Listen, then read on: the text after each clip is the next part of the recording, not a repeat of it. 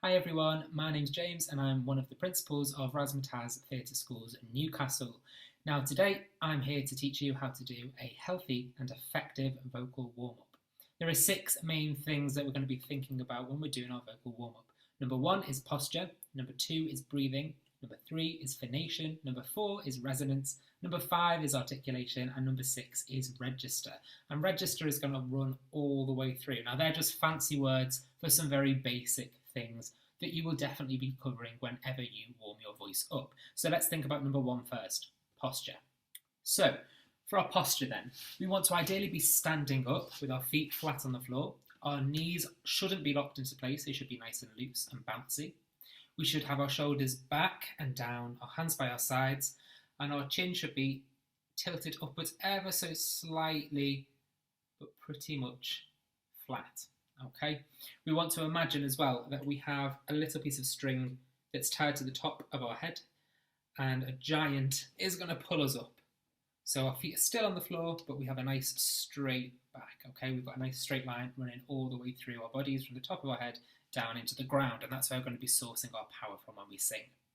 So number 2 is breathing. It's a really good idea to get into the habit of doing some simple breathing exercises before we warm our voices up.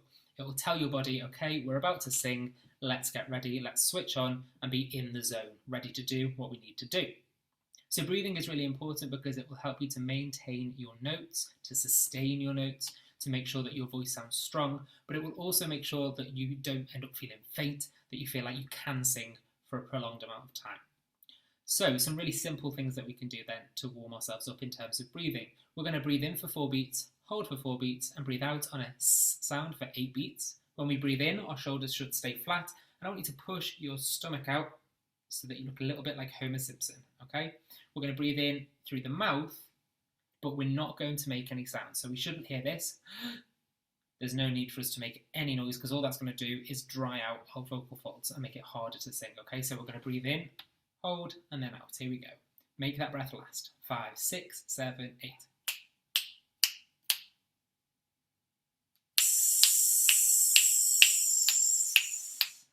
Good.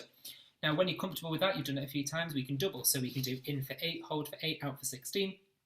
And finally, in for 16, hold for 16, out for 32. But that's an advanced one. You don't want to move up to there until you're very comfortable with doing 8, 8, 16.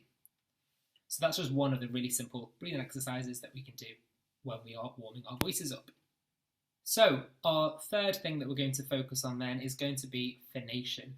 Now this is basically where we get our vocal folds, the things in our voice boxes, to start to rub together, okay? That's what we need to use a lot of when we're singing. So some really simple ways to do this. We're thinking about register this whole time, now that we're using our voices. Register is basically the high and the low notes that we're going to sing and all the ones in between. So if we're thinking about phonation and register, we could do something like a hum. So we might start here on a nice comfortable note, and we'll just go up to note 5 and back down. So we'll sing,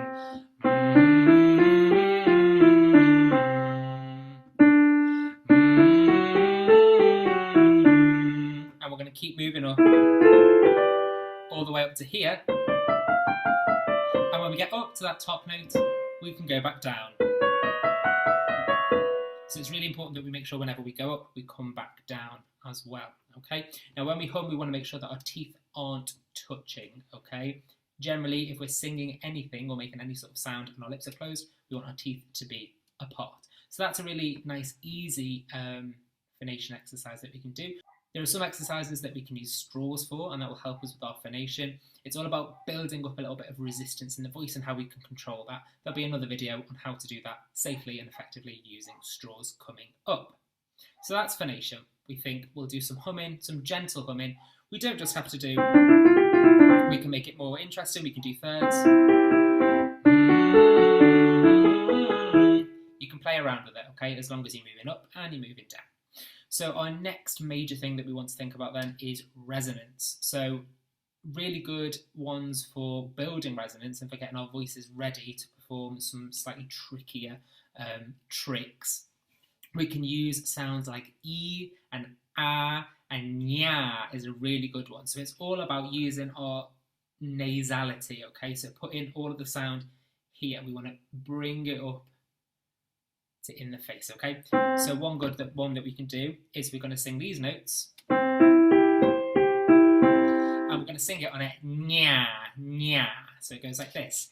Nya, nya, nya, nya, nya, nya, nya. Then we move up. Nya, nya, nya, nya, nya, nya, nya.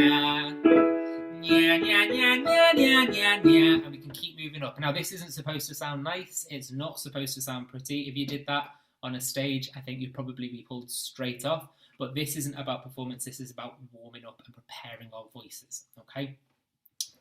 Like I said before, we don't have to do the same note pattern every time. We might want to do a chromatic scale. So we could, if we use the E, for example, we can go E, and then we can move on and we can start here, E, etc., etc., etc., okay? So it's all about making that nasal sound up here and doing it healthily and doing it in a controlled way. That's going to be really useful for if you sing songs from things like the Book of Mormon.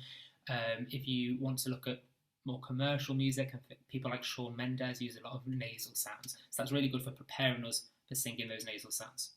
Another really useful one for resonance is something called a siren. So this is where we pick a low note that we're comfortable hitting, and we start there, we use that as our bass line, we move all the way up, so as high as we comfortably can, we move all the way down. Now for this, we want to press the flat front part of our tongue against the roof of our mouth, so against the palate, and we're going to keep it there, so it's going to be a very nasal sound, okay? So it will go like this.